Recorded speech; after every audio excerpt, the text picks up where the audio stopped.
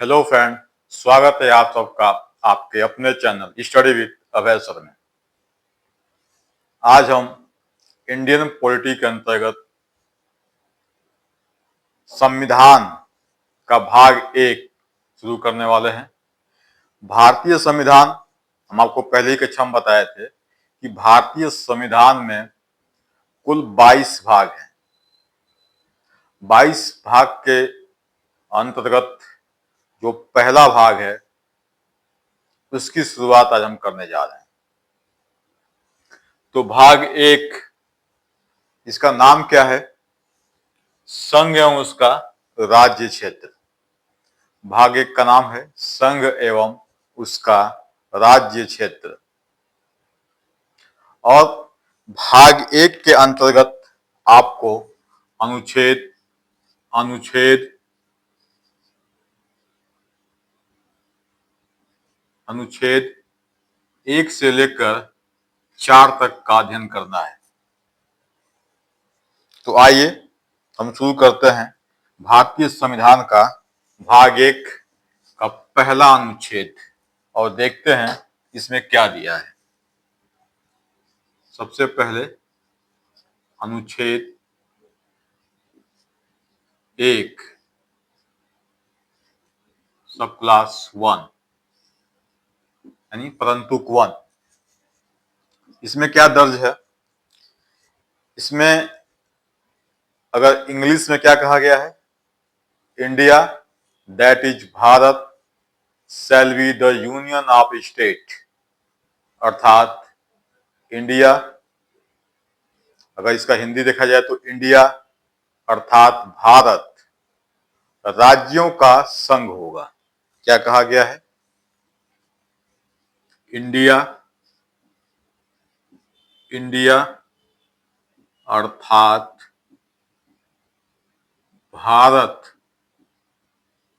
भारत राज्यों का संघ होगा।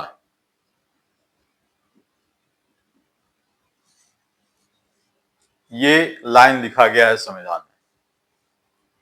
इस लाइन से हमें क्या समझ में आता है? तो इस लाइन से यदि हम इसको डिकोड करें तो दो चीजें निकल कर आती हैं। दो चीजें निकल कर आती हैं। एक क्या कि राष्ट्र अर्थात जो हमारा देश है, राष्ट्र का नाम क्या होगा,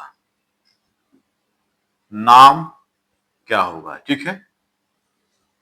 और दूसरा हमारे राष्ट्र के शासन का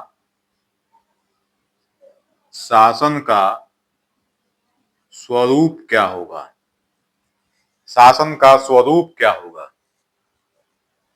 तो ध्यान दीजिएगा, इंडिया और भारत अर्थात अपने राष्ट्र का नाम क्या होगा? एक तो भारत और दूसरा इंडिया। ये दो नाम अपने देश के ऑफिशियल नाम। इसके अलावा जो आप नाम जानते हैं भारत का, हिंदुस्तान, जम्बू द्वीप, आर्यावर्त, ये सभी नाम तो हैं लेकिन ऑफिशियल नाम नहीं है। ऑफिशियल नाम जो भारतीय संविधान में दर्ज है वो दो ही नाम है, भारत और इंडिया। दूसरा, हमारे देश के शासन का स्वरूप क्या होगा। तो हमारे यहाँ शासन का जो स्वरूप होगा वो क्या होगा? संघात्मक होगा। क्या होगा? संघात्मक शासन होगा। अब संघात्मक संघ शासन को लेकर थोड़ा सा लोगों में कंफ्यूजन रहता है। एकात्मक शासन क्या है, संघात्मक शासन क्या है, संघात्मक के अंतर्गत कॉन्फेडरेशन क्या है, फेडरेशन क्या है, यूनियन क्या है, क्वासी फेडरल क्या है। तो आइए थोड़ा सा देखते हैं थोड़ा थोड़ा इनके बारे में, ताकि आपको ये चीजें समझ में आए। तो आप कभी इसको लेकर कंफ्यूज ना हो। ठीक है, ये आपको समझ में आ गया। अब देखते हैं शासन का स्वरूप।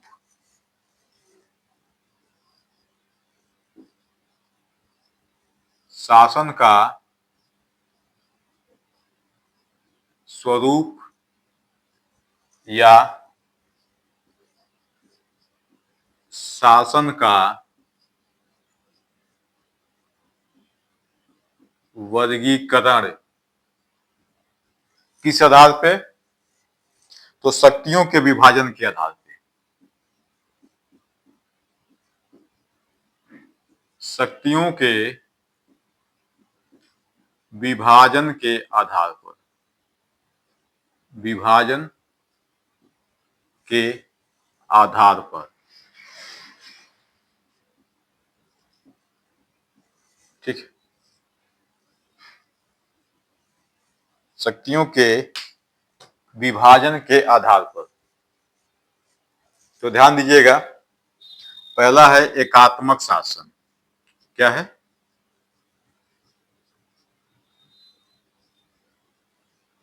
एकात्मक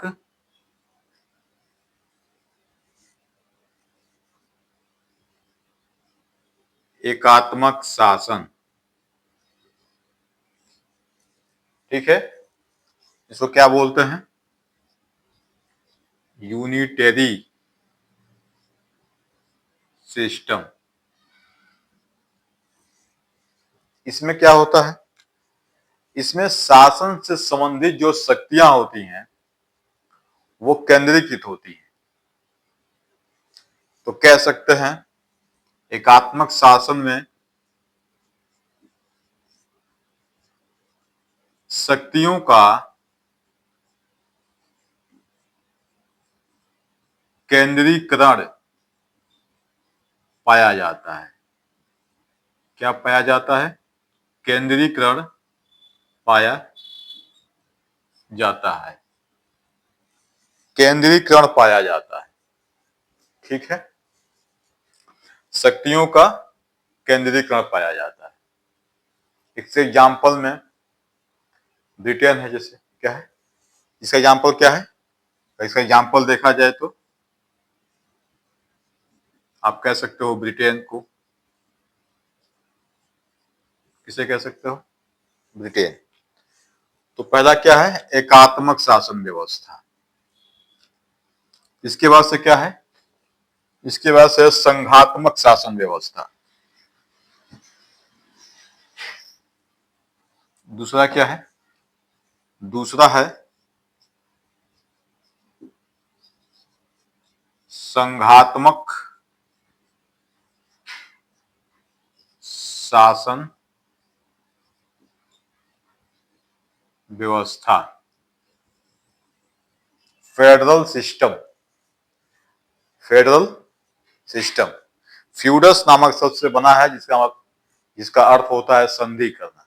क्या करना? संधि या अनुबंध। ठीक है, फेडरल फ्यूडस नामक शब्द से बना है, जिसका हिंदी क्या होता है? संधि या समझौता।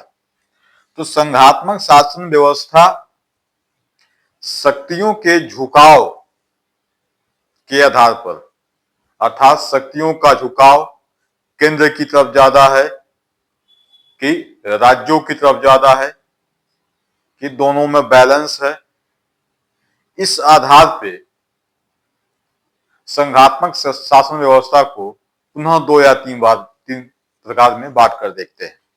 तो सबसे पहले देखते हैं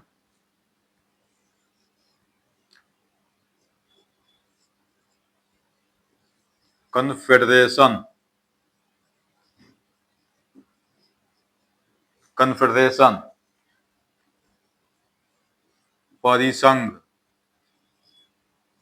परिसंघ, इसमें क्या होता है? इसमें जो संघ की स्थिति होती है, केंद्र की जो स्थिति होती है, वो काफी कमजोर होती है।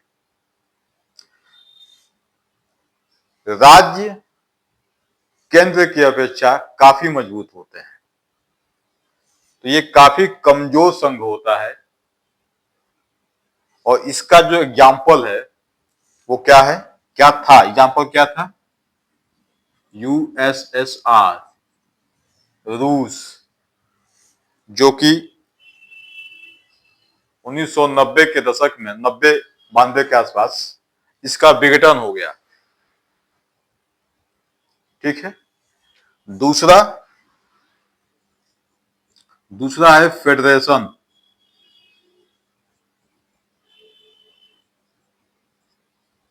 फेडरेशन जिसे संघ, कुछ किताबों में महासंघ, संघ एवं महासंघ कहा जाता है। फेडरेशन कन्फेडरेशन की अपेक्षा मजबूत होता है, लेकिन यदि फेडरेशन में भी संघ और राज्यों के बीच में तुलना किया जाए कि संघ मजबूत होगा कि उसके राज्य मजबूत होंगे, तो ध्यान रखिएगा कि यहां भी राज्य ही मजबूत होंगे। इसका एग्जाम्पल यूएसए है।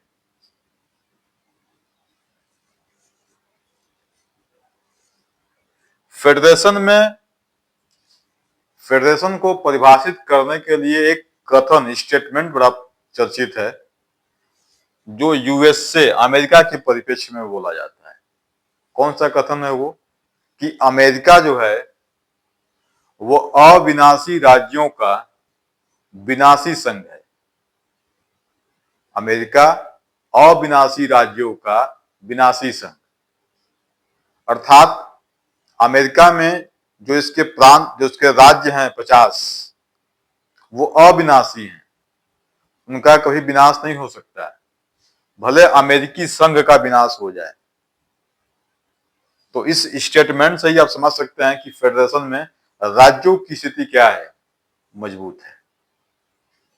तो आप याद रखिएगा, यहां पे अमेरिका को क्या कहते हैं? अविनाशी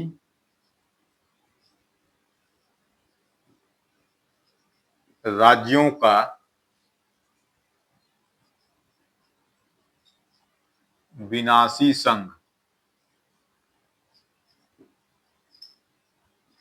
विनाशी संघ। दूसरा, तीसरा क्या है? तीसरा है यूनियन, जिसे संघ क्या कहते हैं? संघ।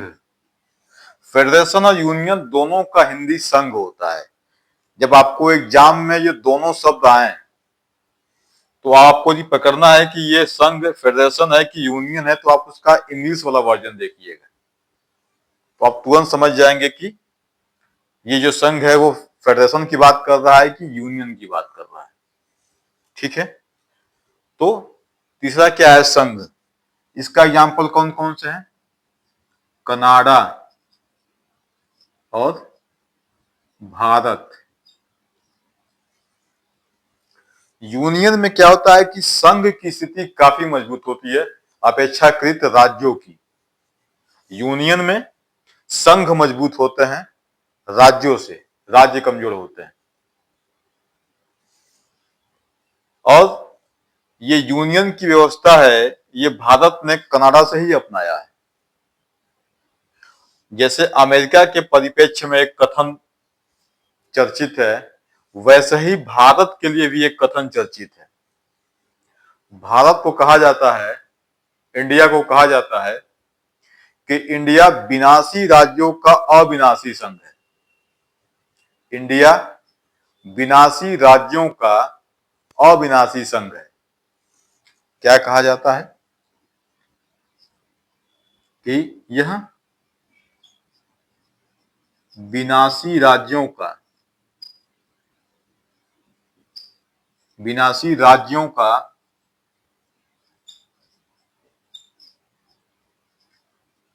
अविनाशी संघ है। अविनाशी संघ है, अर्थात भारत में राज्यों का विनाश, राज्य नष्ट हो सकते हैं। जो भारत में 28 राज्य, 8 केंद्र शासित राज्य हैं, ये नष्ट हो सकते हैं, लेकिन भारत संघ नष्ट नहीं हो सकता है। अभी आप आगे के जब अनुच्छेद पढ़ेंगे, अनुच्छेद 2 और 3, तो उसमें स्पष्ट बताया भी गया है कि संसद चाहे तो विधि बनाकर नए राज्यों का प्रवेश या स्थापना कर सकता है, या भारत में जो राज्य मौजूद हैं उनसे कुछ भूखंड को लेकर एक नया राज्य बना सकता है, किसी राज्य की सीमा में परिवर्तन कर सकता है, किसी राज्य की क्षेत्रफल को घटा सकता है, किसी राज्य के क्षेत्रफल को बढ़ा सकता है और किसी राज्य का नाम भी बदल सकता है। तो इस क्या आपको दिख रहा है कि संसद को यह पावर है कि भारत का नक्शा व पुनः भारत के जो अंदरूनी राज्य हैं, बिहार की सीमा यूपी से, झारखंड से, कल को चाहे संसद तो बिहार की सीमा हिमाचल प्रदेश से लगा सकती है, बना सकती है, उसकी इच्छा, राज्यों का पुनर्गठन कर दे वो। तो एक और शब्द आता है क्वासी फेडरल।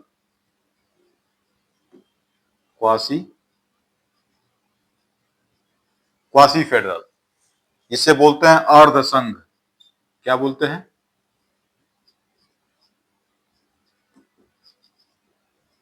इसका मतलब होता है कि ऐसी शासन व्यवस्था जहां पे संघात्मक शासन और एकात्मक शासन दोनों के जो गुण हैं क्या हो, मिक्सअप।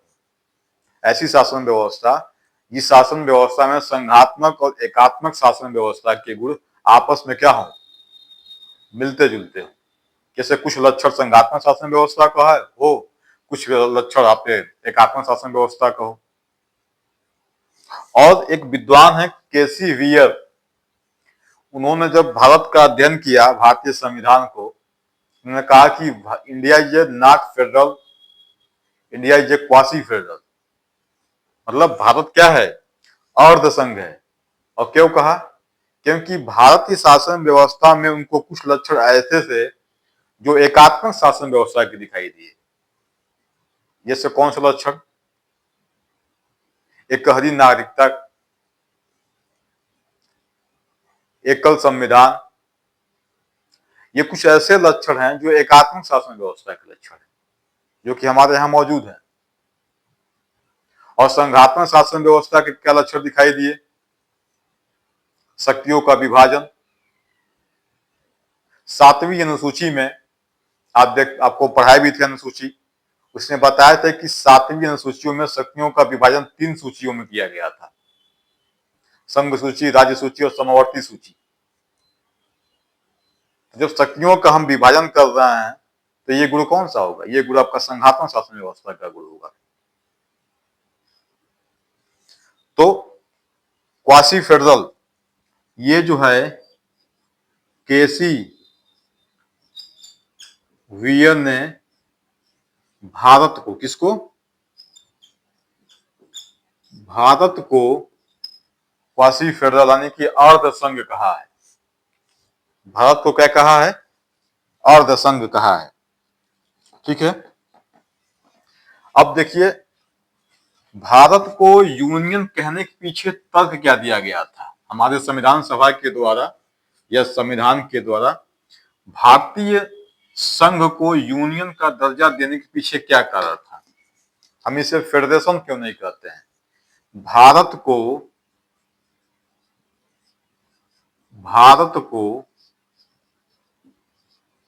यूनियन क्यों कहते हैं?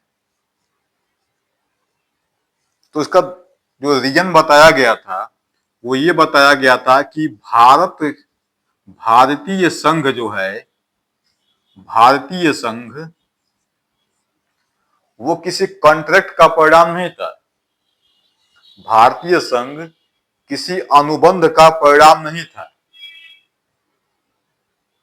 बल्कि विभिन्न आयोग समय समय पर बनाए गए थे। धर आयोग, जेबीपी आयोग, फजल अली आयोग। तो राज्य पुनर्गठन आयोग के द्वारा भारतीय भूभाग को शासन की सुविधा के आधार पर क्या किया गया था? बांटा गया था। ना कि भारत में 14 राज्य और 6 यूनियन टेरिटरी आपस में मिलते हैं और एक अनुबंध करते हैं और अनुबंध के द्वारा क्या करते हैं, संघ का निर्माण करते हैं। ऐसा कुछ नहीं हुआ था। हमारे यहाँ शासन की सुविधा को ध्यान में रखकर जो राज्य पुनर्गठन आयोग का निर्माण किया गया था, उसने जो सिफारिश किया था, उस सिफारिश के आधार पर राज्यों का निर्माण किया गया था। तो भारतीय संघ क्या है? भारतीय संघ किसी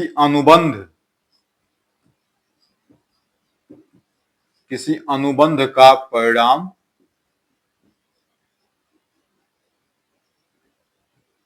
नहीं है। चूंकि यह किसी समझौते का अनुबंध का परिणाम नहीं है, इसीलिए भारत का कोई भी राज्य अर्थात कोई भी प्रांत, वो चाहे स्टेट हो या यूनियन टेरिटरी हो, वो भारतीय संघ से अलग नहीं हो सकता। भारतीय संघ किसी अनुबंध का परिणाम नहीं है, इसलिए कोई भी भारतीय राज्य या भारतीय प्रांत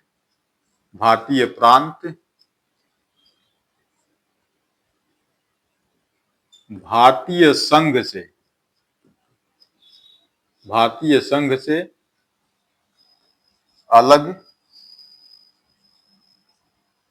अलग नहीं हो सकता। अलग नहीं हो सकता। ठीक है।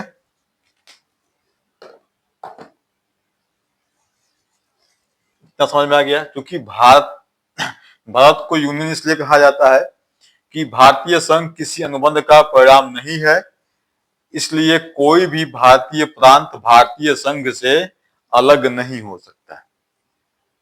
तो मुझे लगा कि आप अनुच्छेद 1 परंतुक 1, अनुच्छेद आर्टिकल 1 सब क्लाज 1, आर्टिकल 1 क्लाज 1 को आप क्या हो गए, समझ गए होंगे। ठीक है। अब हम क्या देखते हैं?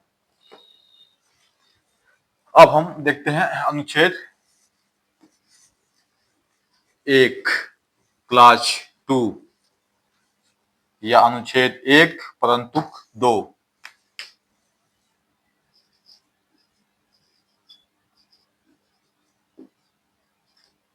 अनुच्छेद 1 परंतुक 2,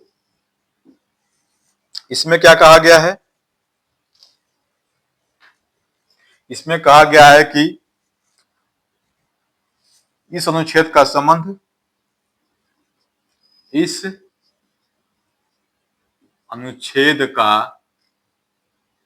संबंध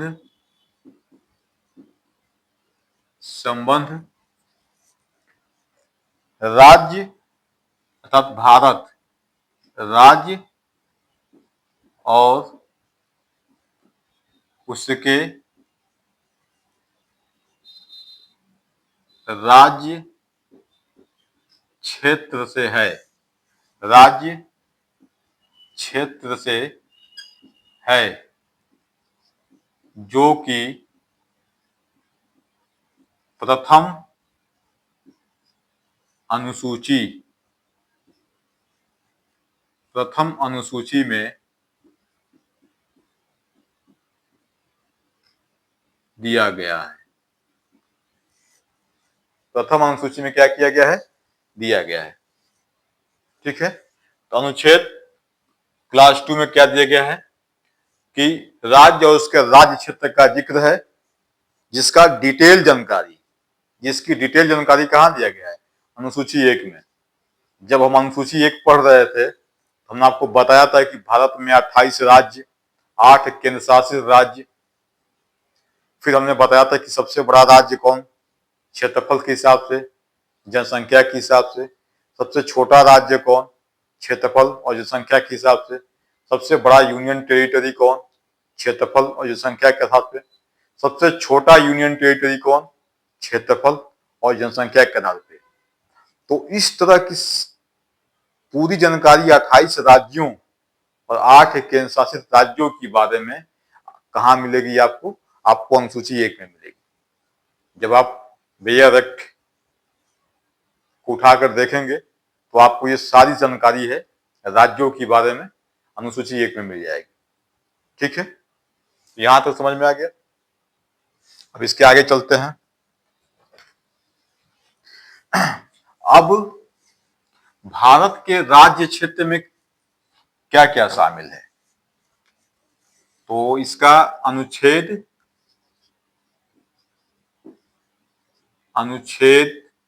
1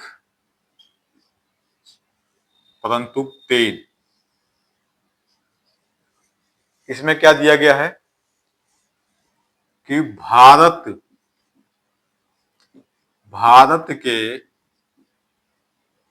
राज्य क्षेत्र में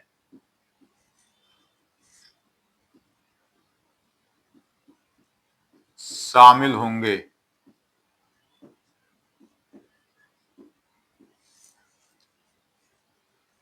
तो 3 तरह के क्षेत्र का जिक्र किया गया है। जो भारतीय राज्य क्षेत्र में शामिल होंगे उसमें 3 तरह के क्षेत्रों का जिक्र किया गया है। 3 तरह के क्षेत्र, आप देखिएगा कौन कौन से क्षेत्र हैं। पहला है कि भारत के राज्य यहाँ पे मतलब स्टेट, जैसे MP, UP, HP, Andhra Pradesh, Telangana, Karnataka, Maharashtra, Bihar, Jharkhand, ये टोटल जो है राज्य कितने? 28। तो पहला क्या है? पहला क्या शामिल है? राज्य शामिल है। दूसरा क्या है? संघ शासित क्षेत्र, संघ शासित क्षेत्र, संघ शासित क्षेत्र जैसे लक्षद्वीप,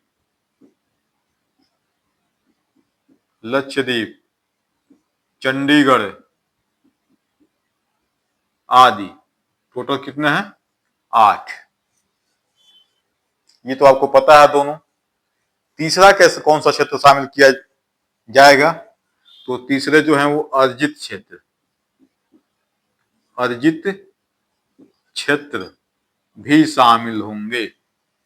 जैसे मान लीजिए कि कलको जो पीओके है, जो कश्मीर का हिस्सा पीओके है, पाक ऑक्युपाइड कश्मीर, यदि वो भारत में शामिल होता है तो उसे क्या कहेंगे? अर्जित क्षेत्र। जैसे 1975 में 36वें संविधान संशोधन के द्वारा सिक्किम को भारत का 22वां राज्य बनाया गया था, तो सिक्किम कैसा क्षेत्र था? अर्जित क्षेत्र था। जैसे गोवा, दमन दीव, ये जो क्षेत्र हैं ये भारत के अर्जित क्षेत्र हैं, क्योंकि सभी क्षेत्र भारत के आजादी के बाद भारत में शामिल किए गए थे, तो सब अर्जित क्षेत्र हैं। वो अर्जित क्षेत्र कैसे भी हो सकते हैं? संधि के द्वारा, समझौते के द्वारा, युद्ध के द्वारा, उपहार के द्वारा, किसी भी तरीके से हो सकते हैं जो भारतीय क्षेत्र में शामिल किए गए। ठीक है, इसे पीओके लिख लीजिए आप। ठीक है, एग्जाम्पल आपको याद रहेगा। तो ये आपका अनुच्छेद 1 क्या है? कंप्लीट हो गया। ठीक है, अब हम क्या देखते हैं? अब देखते हैं अनुच्छेद 2। अनुच्छेद 2 भी देख लेते हैं। अनुच्छेद 2,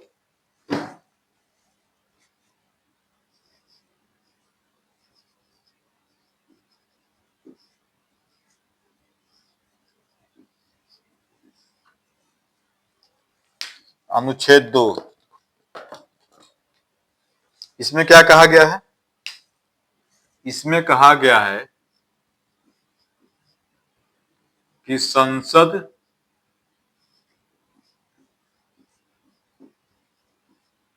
विधि बनाकर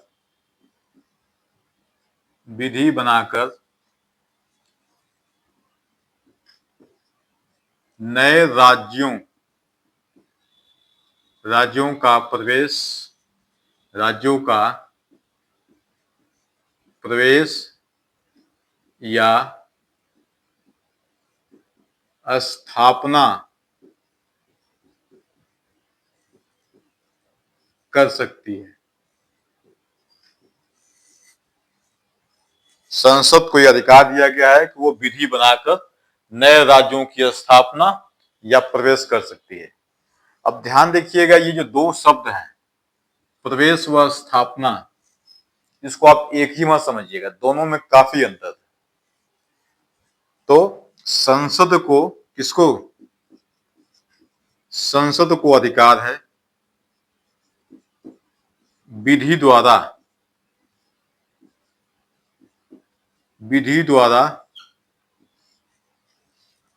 नए राज्यों का प्रवेश, नए विधि द्वारा दो काम कर सकता है। संसद विधि द्वारा दो काम कर सकती है। एक